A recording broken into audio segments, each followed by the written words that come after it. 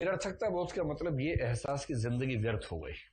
ये एहसास अभी तो आपको नहीं आता हुआ है, कभी कभी आता होगा, एक आध सेकंड एक आध मिनट के लिए आ जाता होगा। कभी ऐसा आता है अरे यार जिंदगी बर्बाद हो गई, कुछ मीनिंग नहीं है लाइफ में। आता है ऐसा भाव? कितने लोगों को आया आज तक? हाथ खड़ा करें। अच्छा, बचपन में आने लग जाता है आजकल। Good good good good. लेकिन उसके बाद ये भाव तो आता होगा ना कि नहीं अभी भी बना सकते हैं जिंदगी को मीनिंगफुल। हाँ, ये भाव आता रहे तो ठीक है। इतना ठीक है कि जिंदगी मीनिंगलेस है, फिर आपने मीनिंग ढूंढ लिया तो इतना ठीक है। लेकिन एक समय के बाद ना सेकंड हिस्सा नहीं आता है, सिर्फ पहला आता है।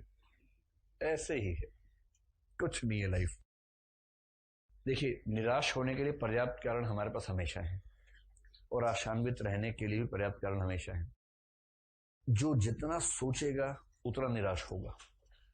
जो बिल्कुल नहीं सोचेगा या जिसको भगवान ने सोचने का रॉ मटेरियल दिया ही नहीं है, मस्त रहेगा एकदम, इतना खुश रहेगा। पान की दुकान पर जो चार लोग खड़े होकर बात करते हैं ना, उनकी खुशी का स्तर आप देखिए किस लेवल की बात चलती है। बात बहुत बात है, कोई असंतोष नहीं, कुछ नहीं। और इसीलिए जीएस मिल ने कहा है कि संतुष्ट सुअर होना असंतुष्ट मनुष्य होने से बुरी बात है। आप चिंतनशील होंगे तो असंतुष्ट होंगे, बेचैन होंगे, परेशान होंगे, सुकरात बन जाएंगे, और उसी स्थिति में निरर्थकता का एहसास होगा। अंतर देखिए, सीधी सी बात है। निरर्थक होने के लिए आप केवल भूगोल का पहला अध्याय पढ़ लीजिए। मैं कई बच्चों को सलाह देता हूं, एक वीडियो पिछले बैच में सबको दिखाया था। भूगोल का पहला अध्याय, मतलब एस्ट्रोनॉमी की बात कर रहा हूं। बच्चा जो होता है ना, बच्चा ईगो सेंट्रिक होता है। ईगो सेंट्रिक का मतलब ब्रह्मांड के केंद्र में खुद को रखता है, मैं और मेरे आसपास का ब्रह्मांड। ऐसी ऐसी हरकतें बच्चा करता है। आप किसी बच्चे से बात कीजिए, छोटे से बच्चे से बहुत प्यार से बात कीजिए ताकि वो आपको अपना दोस्त समझ के बात करने लगे। फिर बात करते करते वो किसी का नाम बोलेगा बीच में, अंतल अंतल आप तो पता है कल चिंटू आया था। आप कहेंगे चिंटू कौन है, तो उसके चेहरे पर ऐसा भाव है कि चिंटू को नहीं जानता, ये कैसा आदमी है, आप चिंटू को नहीं जानते। क्योंकि उसके ब्रह्मांड में तीन ही लोग हैं। वो ये मान के चल रहा है कि इतनी जी के तो होगी इसकी, उसके इसकी इतनी जी के भी नहीं। फिर आपको तुरंत सॉरी बोलना पड़ेगा ताकि वो समझा सके, इस भाव के साथ कि चलो कोई बात नहीं, मैं बता देता हूँ कौन है, लेकिन अगली बार से थोड़ा जी के स्ट्रॉन्ग करके आना।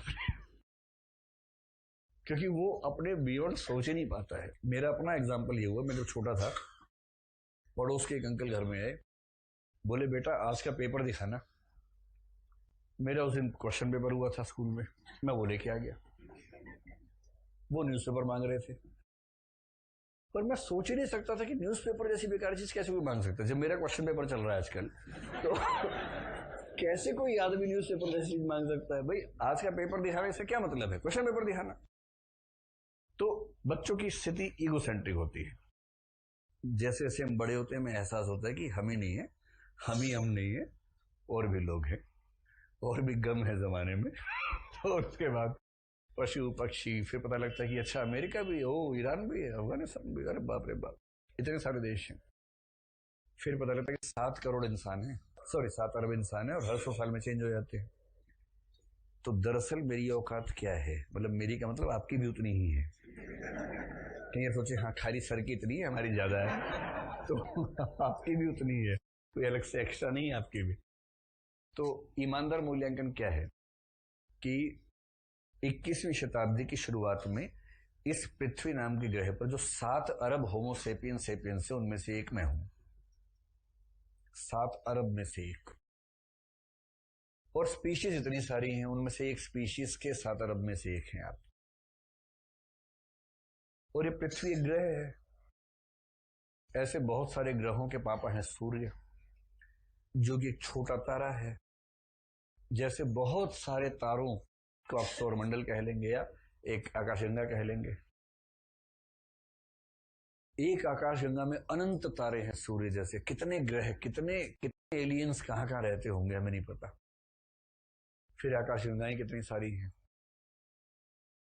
जब पूरे ब्रह्मांड का विस्तार सोचते हैं और उसमें अपने आप को देखते हैं, तो जैसे आप इस चींटी को देखें तो चींटी बड़ी है उस अनुपात में जिस अनुपात में हम ब्रह्मांड में हैं। तो औकात तो हमारी ये है। आप लोग सैड हो गए बहुत ज्यादा, बहुत दुख हो रहा ना आप लोगों को।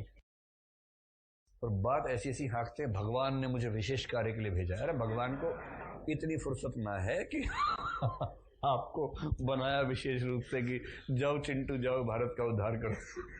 इतनी फुर्सत नहीं है भगवान के पास। पहली बात तो भगवान है या नहीं ये नहीं पता हमें, अगर है तो इतनी फुर्सत नहीं है।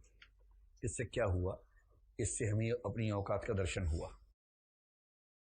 बुद्धिमान व्यक्ति हमेशा दुखी हो सकता है इस आधार पे, जैसे आईएएस बन गया, आप कहेंगे बधाई अब तुम एक जिला संभालोगे। अरे एक जिले से क्या होता है, देश में 600 जिले हैं, इतने सारे देश हैं, ब्रह्मांड है, एक ग्रह भी नहीं हम तो एक सोलर सिस्टम भी नहीं संभाल पा रहे, एक आकाशगंगा तो संभालते कम से कम, वो भी नहीं संभाल पा रहे हैं।